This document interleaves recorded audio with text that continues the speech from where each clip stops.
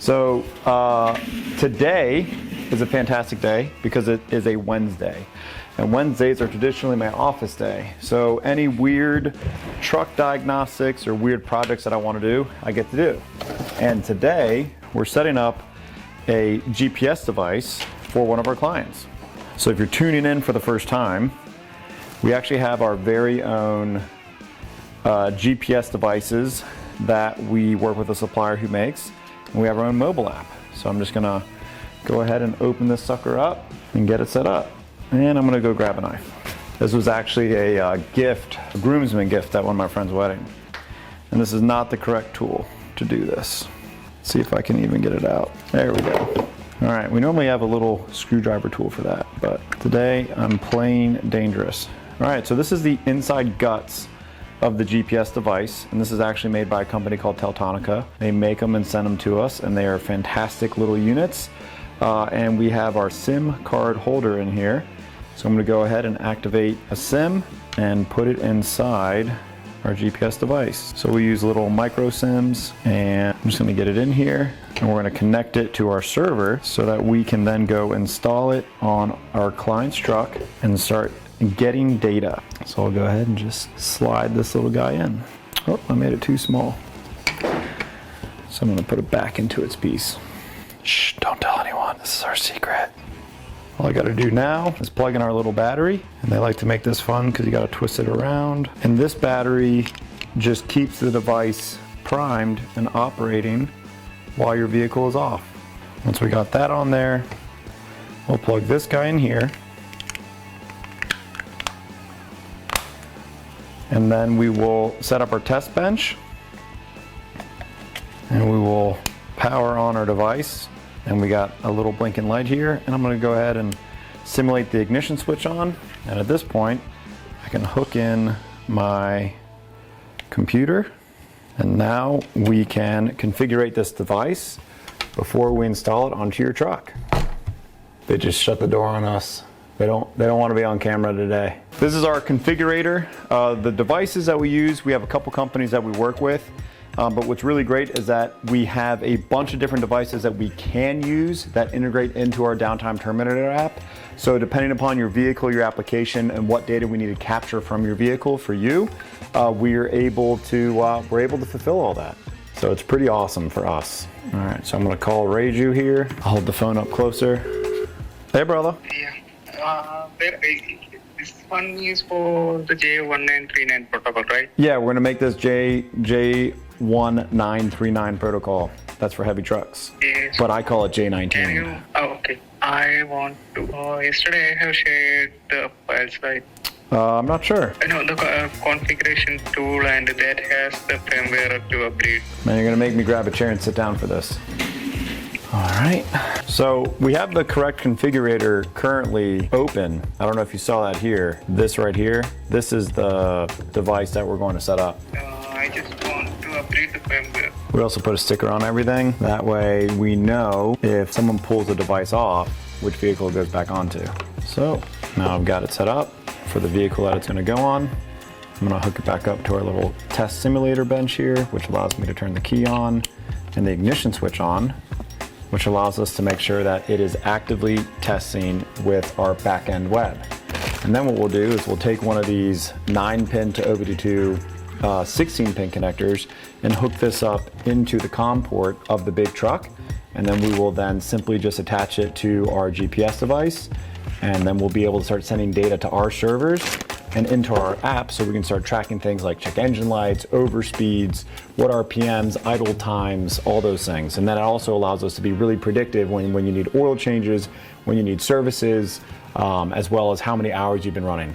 It's all right, Tyler, you don't have to fear. This is real life video. Tyler typically has a uniform on, but today he is not supposed to be client facing, so he is comfortable. Today the only thing that I'm facing is that Hito in the back parking lot. Yeah. Everyone loves it on Wednesdays because I'm here in the office to distract them. Things typically run a lot smoother when I'm not here. When I'm out in the field diagnosing, fixing vehicles, meeting with customers and prospective customers, that's when we have the most success. When I'm here, I just create chaos. So I do my best to not be present here in the office. Mauricio normally does this stuff, but Mauricio está un poco enferma yesterday. I don't know how to say yesterday in Spanish yet.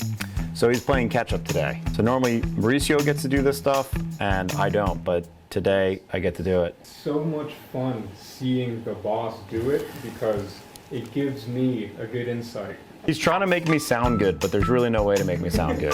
I'm very good at doing a few things. Everything else makes me a distraction. So when I'm locked in my office away from everyone, it's much better.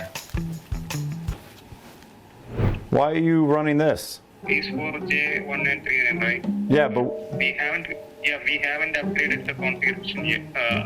Firmware yet. when did the firmware upgrade happen? Yeah, we can upgrade firmware through this older configuration too.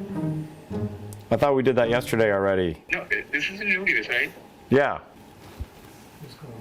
Oh, he's trying to update the firmware on the Teltonica device, but I don't think he remembers how to do it. Do you want me to name it? Where can you accept my? I'm working on it. Stop messing up. Okay, fine. All right, let me find the vehicle VIN, and I will copy and paste it into there. It is this vehicle here. All right, you got it? I'm gonna disconnect and we're gonna go see if it works on the truck, all right? All right, all stage and sound. I'm assuming this is tractor 3, the Cascadia key. And away we go. All right, so we're gonna walk up to check out their truck, which is a Freightliner Cascadia, and we're gonna use the J19 protocol, which is the software version and the communication path for these larger trucks. All right, so this is the truck. That's one of our favorite clients. They're super awesome to do work with. We'll go ahead and start our connecting, testing. I'm gonna go ahead and start the truck, okay? So basically what we're doing is we're just setting up a new company ID for our Downtime Terminator GPS system to be able to communicate with our clients so that they have access to all of the data that we also have access to. And the reason you feel the truck moving is this is a air system and it's got airbags on the rear, and the air pressure has just gone up enough where we can start airing up the rear airbags. So that's why you kind of feel the truck tilting a little bit. We're not moving anywhere, don't worry. So something that's really fun about our mobile app with Downtime Terminator is my truck right now, which is under warranty, is currently at the Isuzu dealership for Criswell Chevrolet. They also do Isuzu for us here in Gaithersburg. And we can actually see when was the last time that they actually drove our vehicle, and we can see what testing that they've done since they've driven the vehicle. And then they contacted me and let me know that all of the services that need to be completed are actually covered under warranty because our truck is new enough and still in that warranty period, which is why we took it to them. If it was out of warranty, we'd just fix it ourselves. But when you have the opportunity to get someone else to pay for your service, you certainly should take advantage of it. And that's one of the things that we actually do at Revit is we help make sure that you capture all of that revenue and all of those expenses, not having to outlay a whole bunch of money because something should be covered under warranty. I'm gonna call a client and let him know what we're working on. I'll keep the camera around here so you can hear what he says. My dear fellow, how are you? I'm doing really well, man. How are you? I am doing swimmingly, thank you. I hope that you're not being sarcastic and that everything's actually going well. No, actually, everything, I hate to say it out loud, but everything appears to be going the way it should. I'm so sorry I made you say that out loud. I apologize for all the repairs that you need now. I will... Yes, all the trouble you just caused with that simple phrase, yes. I'm so sorry. I was Okay. I was calling to let you know that we just installed a test device on your truck 3, your Cascadia Tractor 3, so that you can start doing some testing and check it out and give us some feedback that we can get the rest of your fleet set up with these devices. Okay, awesome sauce. Yeah, man. All right, sounds good, yeah. Yeah, all right. I hope you have a great rest of your day, and I'm sure Morgan will be in touch tomorrow because we have a laundry list here of things that we recommend, and we'll prioritize it for you so you know what's most important and least important. Okay, cool, perfect. All right, thank you, sir. Thank you, sir. All right, bye. Bye-bye. Fantastic. Happy customers. So they bought this truck used from another fleet service company. We weren't the ones that went out to do the pre-purchase inspection. They had another guy who was local to the area, and they've had a couple of plagued issues, but we can talk about that another time. So one of the things that's also really cool about the app is that it allows us to flip between our different clients, so we can see where all the vehicles are. We can just go ahead and grab our, GPS, and we can see where their other vehicles are. We can see where they have all their different equipment. So everything's basically parked on their farm. You can see their UTVs. We actually track their UTVs as well. And what's awesome about this is we can see how far they're driving their vehicles. Well, normally we can see how far they're driving their vehicles and how fast they're driving. So they have had a couple of accidents with their off-road vehicles, and you can see here that someone was driving 17 miles an hour. So what we have done for them now moving forward is we've created a alert that if someone drives faster than 15 miles per hour on one of their UTVs, which is a Kawasaki Mule, it'll send an alert to their fleet manager or their operations manager who oversees all this. So you can see here that they don't have that many drivers that are driving too fast now because it created this alert. So everyone operates this equipment a lot safer because they're trying to make sure that they can maintain their equipment. So we get to see all of this fun details with their vehicles. We can also see their trucks too. So we can see where their trucks are located, what routes they've done. We can also see any of their check engine light codes. So this truck here, which just exited its 5-year emissions warranty, it had a code for the DPF filter, and we were able to see this code and then send that out to the dealership to get covered under warranty. What's also really cool is that since we have 4 developers that are crushing it out for us all the time, whenever I notice a bug, or if you notice a bug while you're using our app, you can just send us a video and we can just shoot that video right to our team. That's what's the great thing about technology, is that you can constantly improve it limitlessly.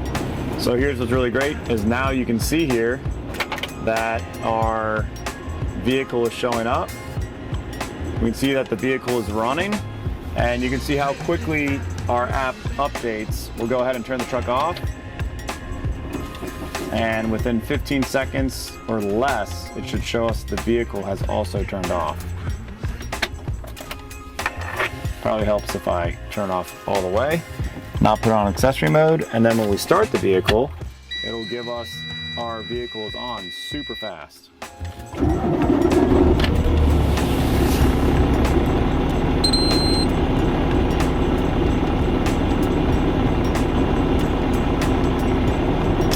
Now the vehicle's on. So our real-time data is less than a 15-second delay between what's happening with your vehicle and when it gets uploaded into our database. So it's really, really fast. And that allows us to be very, very good with making sure there's not as many breakdowns and heavy repairs that are happening. So if there was a check engine light that was to come on that was related to the engine or the emissions, it would notify us very quickly, and then we can start that repair process as soon as the device tells us. 15 seconds after something bad has happened to your truck, we've been notified and we can get right on it. Same thing with if they're over speeding or they're driving too fast. 15 seconds after they've been driving the vehicle too fast, we can get that notification, and the fleet manager in your company can then call your driver and say, hey, slow down. We also have a internal messaging feature within here, so you can go ahead and send a message to your speedy boy and tell them to slow down. And it's as simple as saying like, hey, slow down. And you can just drop a message just like that, and it'll tell you that it's been confirmed. You can even see when they read it. So if someone's speeding in your vehicle, the app will tell you, and then you can send them a message and it'll show you when they read it. And if they read it while they're driving, you can then ding them again for texting and driving, not just speeding. I know that's a little bit of a joke, but that's what we're able to do. So at this point, all we have to do is permanently mount our device here underneath the dash so it's out of the way of the foot, and we'll be able to start tracking data off this vehicle. So my next fun task is getting to go diagnose a international from Town and Country. So this is a really sad and cool story on this truck. It's sad because it happened, but it's cool because we were able to save everything. So this is a 2019 Chevy Silverado. This is used by the company Gentle Giants Draft Horse Rescue. And this truck was stolen. They totaled it, and we were actually able to recover this vehicle because we installed one of our GPS tracking devices on there. We were able to figure out exactly where the vehicle was. We were able to contact the police, and they were able to recover it that night. Now, the people who stole it had already completed a ton of damage. They even tried lighting this thing on fire, and they were unsuccessful. And what they did is they just wrecked the whole driver's side of this vehicle.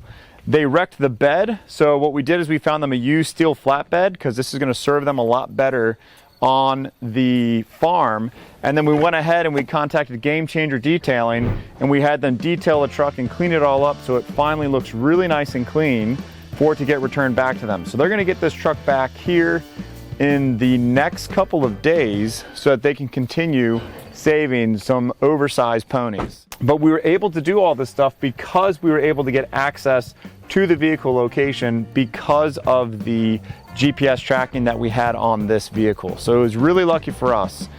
Since then, what we did is, since it was so close to 100,000 mile service and we don't trust people who steal vehicles, we changed all the fluids, we did a fluid analysis, we sent that out to Blackstone Labs in California, got the engine a clean bill of health from that fluid analysis, so it looks for all the different metals and materials that may show up suspended in your engine oil, and that was what was going to give us the opportunity to make sure that the engine was okay. Then we changed the trans fluid, the rear diff, the transfer case fluid, the front diff fluid. We drained and refilled the diesel tank because we didn't know if they put gas in there or if they put diesel in there or what they put in there. And then we also drained and refilled the DEF fluid. But this thing was crazy. I mean, we found the lighter fluid. The interior was totally trashed. Game Changer Detailing Dennis came out, did a fantastic job with this. We ran this through the body shop. We had our guy Gavin do some of the metal work on here. This door was totally folded in, and what we ended up doing is we actually got these doors out of the junkyard to save them some money, and we got this door for it's actually for a GMC, so you can actually note here that we had to swap the door handles over, and there's this extra little piece of fabric here, and then we debadged it across the whole truck so that you wouldn't be able to tell. But what's fantastic is that the GMC has an Olympic white paint code, and so does the Chevy. So we were able to use these doors and save them a ton of money. We also found this bed off Facebook Marketplace and installed it for them. We have a couple other things that we're going to do to the bed just to make it stronger, because this is the first time that I've seen a bed that has an integrated fifth wheel. And most of the time we have the fifth wheel that's mounted to the frame, but this one's integrated into this steel flatbed. So we're going to add some additional L brackets underneath the truck from the frame of the truck to the bed, just to give it that additional rigidity. So we're going to get some 1/4 inch angle, 4 inches probably wide, 6 inches long, and then we'll make our own holes and weld everything together so that it's nice and strong. But yeah, so this truck is going to go back to them. I think they're going to be really happy with it because they were just hoping to use this as a farm truck, and we were able to restore this and bring it back to its former glory. There's only 6 mounting holes right now. They have a mounting bracket here, but you can see that this is where the factory bed was bolted. So what we're going to do is we're going to weld our L brackets here, free float across this mount, and then we'll just drill a hole and secure it here. And there's another one behind the rear axle as well. So we're going to add 4 more locations so that this has 1, 2, 3, 4 bolts on either side that are securing it to the frame. And while we had this off, we went ahead and did some wire wheeling. You can see some of the wire wheeling here. And we just re-undercoated everything because this truck gets used really heavily. So this truck is going to go back to the customer, and they'll be able to use it and save some horses. So at Revit Auto, we are very family focused, and it's very rare that Leon gets to be here at the shop during lunch hour. But as you can see, you have a little gremlin running around here. This is a future Revit Auto employee. He's in the making. What's up, little mans? That's Pierre. He stares into your soul and makes you cry. What's up, little dude? This guy right here, he is the future of Revit Auto. And he loves being on camera. I don't know. Mom said that he could be on camera, so he's on camera now. He does love being on camera. So if you haven't seen Leon on camera yet, Leon is actually the head of our tire division. So he and Brian go out there and they do all the light duty and medium duty tires. Mobile tires, we come to you. Yeah, and the newest addition to the team is Alex. He is our super awesome, very energetic, charismatic lube maintenance division guy. So we just hired him, and he actually has the best truck of the fleet next to the tire truck. So everyone is very jealous of his ride. But now we're going to go and figure out what's going on with this truck outside. All right, so Town & Country is one of our clients. They actually have 2 of their own in-house mechanics, and their in-house mechanics are pretty good. Now, they dropped this truck off to us because whenever their mechanics are too busy, they'll overflow services to us. So we don't know what's going wrong with this truck. We were just told that it has a check engine light. So the first thing that I'm gonna do is just give it a walk around inspection while I also hook up my laptop here to see what's really going on with the truck. So these tough books are what we use for most of our laptops when we're doing programming or scanning or anything like that. One thing that I will say that is very frustrating, and I don't know what the workaround is, but whenever you have a tough book, you end up having this little flap here. And if you don't put your laptop down on something that's completely flat, you'll end up bending this tab up. So I've had to replace this tab. I've had to replace this USB port because I've accidentally bent this tab up. So now I'm super careful. So if you ever get a laptop like this and you're afraid that you're gonna have the same issue, you will. I am proof of that. Now, I get this comment a lot, which is like, hey, you're a mechanic, but your hands are really clean. Your nails are manicured. I don't manicure my nails. My hands are clean because I'm always wearing gloves, and I yell at every single person in this company to wear gloves.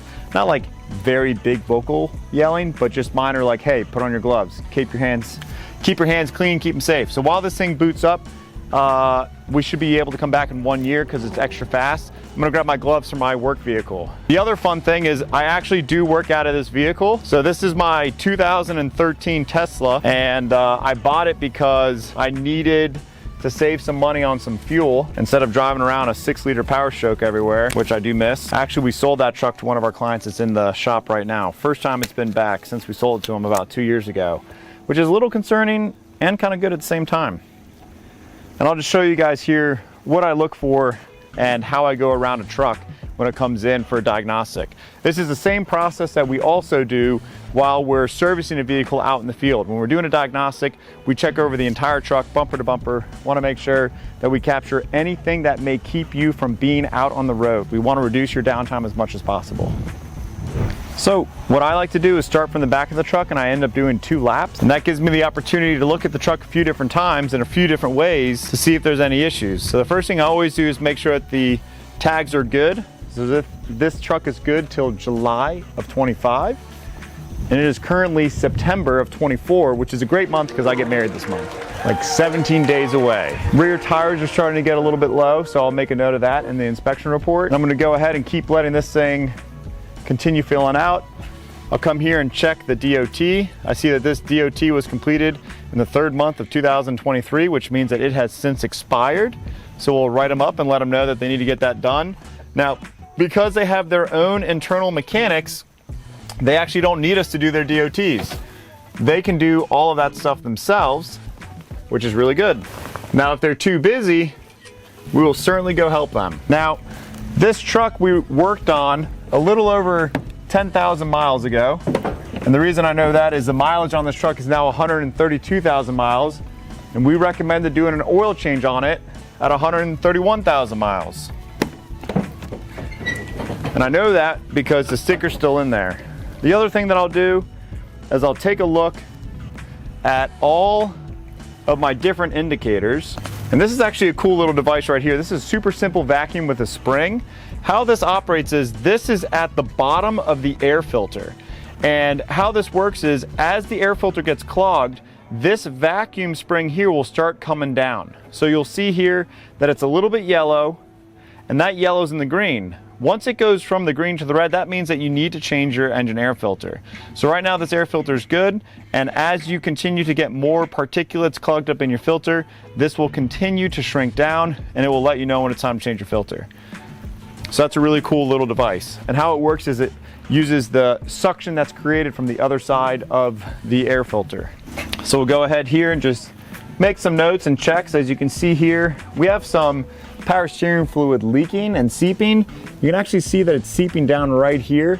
Most of the time it's just this clamp right here that's bad because there's no pressure in this line. This is actually going to be one of your feed lines here. This is your return line, returning from the steering gear back into the base. This is your feed line to your pump.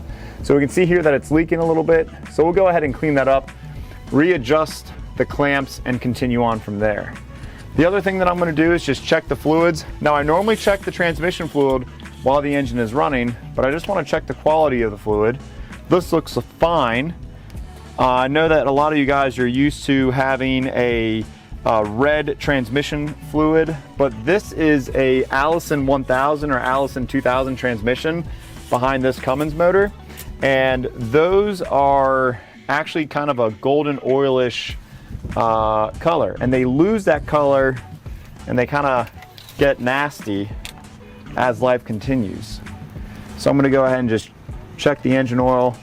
Checking the engine oil is super simple, flat surface on the ground so you know that it's an accurate level, and we'll go ahead and just check it. And we can see here that we're just a hair off of the full line. Take a picture. Now all your diesel oil is going to be black. That's the soot that makes its way into there. And you can see here that it is just below the full line. Let me see if I can clean this up enough. So this is the full line here, and that's where that is. Now on a big diesel truck like this, you typically have a measurement here. Between here and here is 2 quarts of engine oil. So if you have a larger truck that has many gallons of oil, you'll see that this line to this line will represent 1 gallon, but on this truck it just represents 2 quarts. Because even though this is a big truck, this is a very efficient Cummins engine, and they only have about 16, 18 quarts of oil. They don't have as much oil as the older trucks do. Then I'll go ahead and just check the suspension and steering, make sure that everything looks nice and tight, check my front brakes, and I'll just document all this stuff with images just so that I know that everything's okay. I'll check my belts, and I'm just kind of looking around to see if there's anything really obvious that's going to give me some trouble. Right now everything looks okay. I'll go ahead and take a picture of the wiper blades. So the only thing that I've seen so far is that the USDOT is not correct, that it is past due its inspection. Now we'll go ahead and connect to the vehicle and see what's going on. Now these vehicles are equipped with a beeper, which you can turn off by holding up on the up panel and down on the odometer trip meter. You hold it for about 10 seconds and the annoying beeping will go away. So I'll show you how to do that quick tip again. Will make your life super wonderful. So this is just our J-Pro system. I like this, I like E-Technician as well. So we're just connecting to the vehicle, and we're gonna let it go through and scan all the systems for me and tell me what's going on. Now this vehicle, we also have Cummins Insight on it, which is the OEM software for Cummins. But J-Pro gets you a lot of the way there. So does E-Technician. So we can see here that we have our engine stoplight in red and our malfunction. And let's look and to see what we have going on here. We have diesel particulate filter differential pressure. Let's see why we have something going on here. So we have after treatment 1 diesel particulate filter system data erratic, intermittent, or incorrect. And then we also have soot load of the aftermarket diesel particulate filter has exceeded the recommended limits. And that is why we are having our issues. So I'll go ahead, take a picture of the 2 codes. See here with some other codes with this truck. Intake manifold pressure data valid but below. That's related to a turbo. And the EGR pressure is erratic. So these are older codes. And what I will do is I'm just looking to make sure that everything is okay. A lot of these codes are complementary codes. After treatment 1 particulate sensor circuit voltage high. Shorted. All right, so we have some electrical stuff we have to check out. And what I'm doing here is I'm just checking every single code that we have so I can make a log. Intake, manifold pressure, system monitor, meet the air handling system commands. The engine is unable to. All right, so we have some turbo codes going on here. So now what I'm gonna do is I'm gonna clear the codes and I'm gonna see which codes return. We're gonna see if we can get this engine stopped to erase. Probably not. And you can see here our DPF soot level is high and DPFD rate is high. So you can see here what's going on. And this engine almost has 8,000 idle hours. That is a lot. You can actually take the mileage and you can divide the mileage by the engine hours, and that'll give you the average time that it's been running. So this thing has been idling for over 3,800 hours, which is crazy. All right, so with our codes cleared, we still have our after treatment code. After treatment 1 diesel particulate filter differential pressure data valid. So what I'm gonna do here is just check and see which other codes came back. So we have some blend door codes here, so we'll see if the heat works. And we still have this 1 active code. Now, most of the time, the 1922 codes actually will not clear unless you are able to perform a successful regen. So to get this beeping to stop, this is super annoying. You have your instrument panel up-down button here on the left-hand side of the driver. And then you have the button that you click to cycle through trip A, B, and C. you hold them both down at the same time for about 10 seconds and the beeping will go away. This will allow you to think while you diagnose. All right, so our DPF soot level is still high. All of our data still exists here. So what we're going to do is we're going to force this truck through a regeneration, and we're going to do a physical inspection of the exhaust to make sure that we don't have any sort of physical restriction or damage to the truck. So at this point, I'm going to go to bidirectional functions. Sometimes it takes a second for the old J Pro to work. And we can come here to DPF service regen, and it tells you during engine operation, the diesel particulate filter becomes loaded with soot. Regeneration of the DPF takes place during the engine operation in order to remove the soot. If the soot level becomes greater than what can be removed by normally occurring regeneration process, then service regeneration may be needed. So I'll go ahead and click start. It should bring us to a new tab that'll pull up all of the details that we're going to need to see for the truck. That's going to give us our RPM, our temperatures, our back pressures, all of that stuff. So this is just telling us to go through, make sure that we've checked everything. We know that we have all of our stuff set up. So we can go ahead and just click close right now. And we can look here, right? So right now our DPF pressure differential is showing 0.04.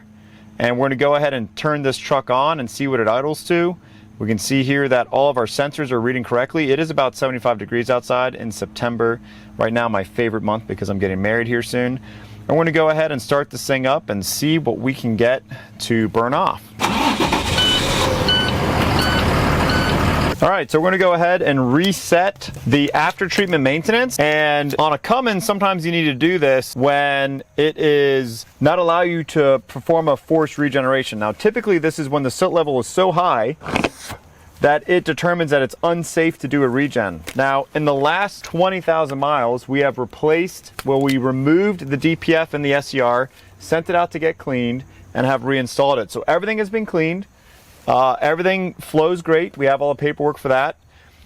So I know that there's no way that it is full after the short 10 or 20,000 miles that it has. And we're going to go ahead and reset this system so it'll clear our 1922 code, which is what's inhibiting us from entering regen. Once we get that, we'll be able to force a regen. The truck will cycle through and we'll be able to check to make sure that our differential pressures are correct and that everything else is operating correctly with our emission system. So while it continues, I'm just going to continue to look over the truck, taking my pictures from my inspection report.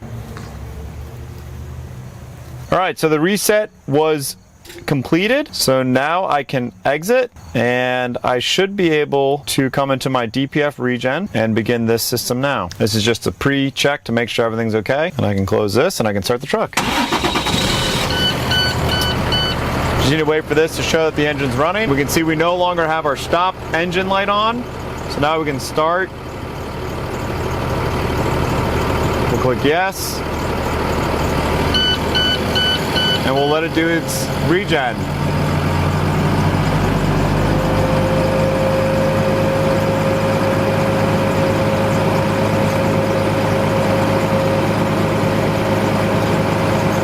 So we're gonna continue walking around the truck and we'll come back and check on all this. We're gonna see some exhaust temperatures here reaching close to 1,000 degrees, which is gonna start burning off all that soot. At this point, I'm going to go ahead and check everything out. It takes about an hour for this to happen, and when it has completed its system test, it'll shut itself back down and exit.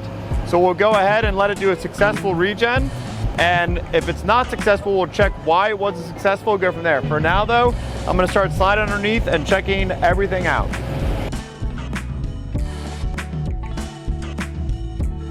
And really all I'm doing here is I'm checking underneath the truck. I'm checking for any major structural damage. I'm checking for any sort of brake failure. I'm checking to make sure that there's enough tread on the tires as well.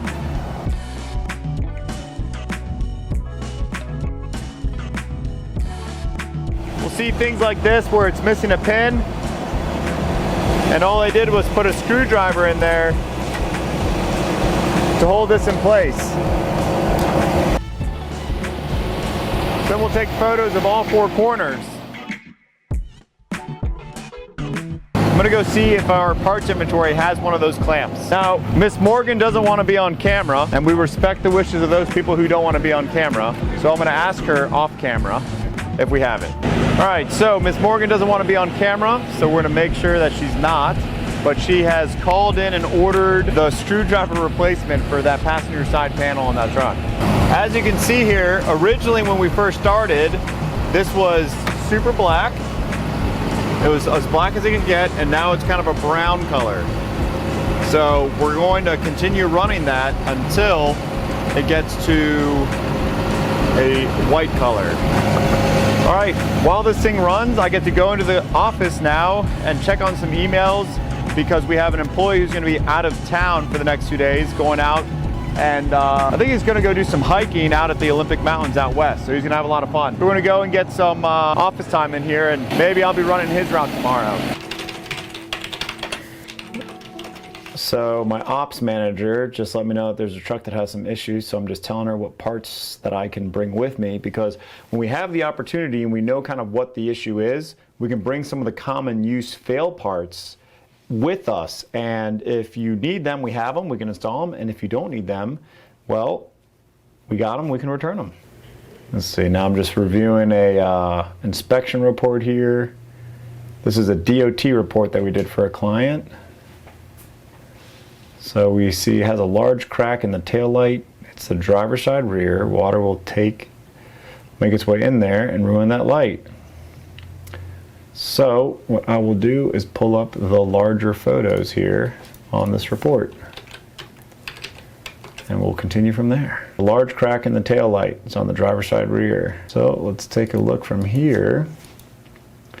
This is what's really cool about the way that we operate, is we have really good documentation of what is wrong with the vehicle and where the crack is. So we see here driver's side rear. So everything here looks good. We just know that we need one of these. So we'll get one. I'm looking for either comments or I'm looking for something to be checked that's not good. You also see all the brake photos here. These are all the photos that we get when we do our DOT inspection. Did not pass DOT inspection for having broken taillight housing, and DOT reflective tape needs to be redone. That is easy peasy stuff. So this is great. So I'll just respond and say, you are correct. Just needs that light and the reflective tape. And she will pass DOT. So basically what we do is our fleet managers, they don't have to send me the inspection reports, but when they have one that's a little bit complicated, or they have one that's a little bit specific or peculiar, they'll ask me just to take a second look at it because they want to make sure that we're giving the client the best possible service. So that's basically all it is for me. And we have 3 fleet managers. We have 1 account manager that floats between all of them. And we have our parts person, and our techs go out there and get the work done. And everybody's salaried, so there's no reason for any of our employees to try to upsell you or make you do more services, because at the end of the day, they get paid the same whether or not they're replacing the motor or they're doing an oil change. And that's what helps keep everybody honest, is that all of their paycheck goes in their pocket. We buy all their tools and all their equipment. And it makes it really easy to have a good time. Morgan was able to get me some nice pins so we can replace this death hazard of a screwdriver. So no more screwdriver. Now we have a proper safe pin. The same thing here. And now this panel's not going to come up, and it's way safer. So I'll go ahead and take a picture of this for the report, and I'll put this back in their cup holder. And that's it for me for today. I hope you guys kind of enjoyed following along and seeing what the different projects are. There's a couple other projects that I wish I could have gotten done today, but the timing just did not work out. But hang out and hit like, subscribe, check it out. And if you want to see any other content, drop a comment in the section what you want to watch. I'm Blair with Revit Auto. Happy motoring.